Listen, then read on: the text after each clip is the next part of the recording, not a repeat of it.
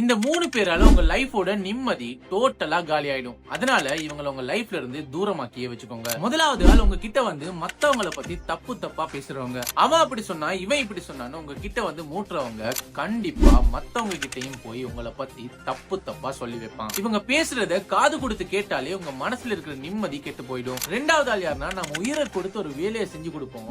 ஆனாலும் அதுல ஒரு சின்ன குறைய கண்டுபிடிச்சு நம்ம கிட்டயே வந்து சொல்றவங்க. இவங்களுக்கு நீங்க உலகத்தை தலைகீழா பரட்டி கொடுத்தாலும் திருப்தியே வராது. இவங்க தான் உங்க பாசிட்டிவ் எனர்ஜியை மொத்தமா உறிஞ்சி குடிக்கிறவங்க. மூணாவது ஆள் தான் ரொம்ப டேஞ்சரானவர். அவங்களுக்கு ஒரு தேவை கஷ்டம்னா மட்டும் உங்களை தேடி ஓடி வருவாங்க. ஆனா காரியம் முடிஞ்சதுக்கு அப்புறம் நீங்க யாருன்னே தெரியாத மாதிரி போயிடுவாங்க. உங்களை இந்த மாதிரி சுயநலத்துக்கு மட்டுமே பயன்படுத்துறவங்களை உங்க லைஃப்ல இருந்து தள்ளியே வச்சுக்கோங்க. வாழ்க்கை ரொம்ப சின்னது. இதுல தேவையில்லாத மனிதர்களுக்கு முக்கியத்துவம் கொடுத்து உங்க நிம்மதியை கெடுத்துக்காதீங்க. உங்களோட வட்டத்தை சின்னதா வச்சுக்கிட்டு நிம்மதியா வாழுங்க. உங்க லைஃப்லயும் இந்த மாதிரியான மனிதர்கள் இருந்திருக்காங்களா, இருக்கிறாங்களா